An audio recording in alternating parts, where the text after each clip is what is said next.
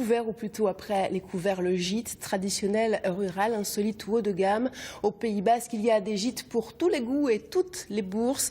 Les vacanciers apprécient l'accueil et les prestations. Les propriétaires, eux, préservent leur patrimoine. À chacun son gîte. Notre magazine est signé ce soir Alexandre Perrin et Emmanuel Galerne.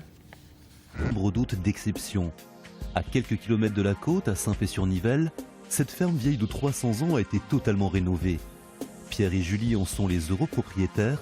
Leurs hôtes ici sont choyés, surtout durant le petit déjeuner.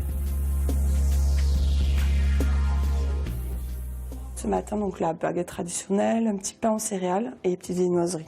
D'accord ? Et après, vous avez une autre partie au buffet. Donc vous verrez, vous avez les confitures maison, donc abricots, fraises, confiture artisanale, donc on retrouve la confiture au piment d'Espelette. Tout est parfait, ce qui est rare dans un hôtel. Il faut aller très très haut pour trouver ça. On est comme si on était chez des amis. Il y a notamment ici un salon juste à côté. On a l'impression d'être chez soi, reçu, comme si on était chez des copains. Je viens juste de te servir le café, donc il est tout chaud. Merci beaucoup. Bon appétit. Super, merci. J'attends de l'authenticité en fait.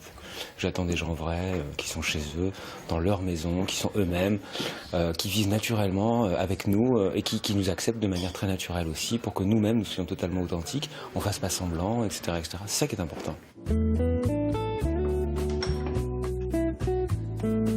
Avec ses 5 chambres d'hôtes et ses 2 gîtes, cette ferme d'exception est ouverte 9 mois dans l'année.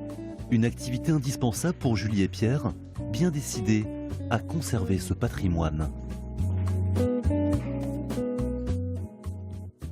C'est une ferme, je vais vous montrer quelques photos.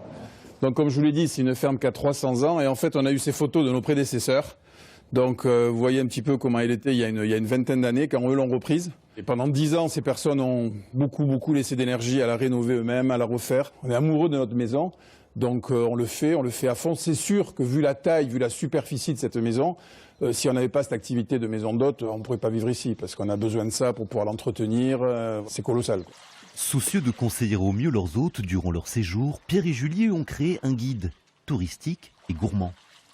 On donne ce guide aux gens quand ils arrivent, on leur dit qu'ils peuvent le prendre avec eux, qu'ils peuvent l'utiliser.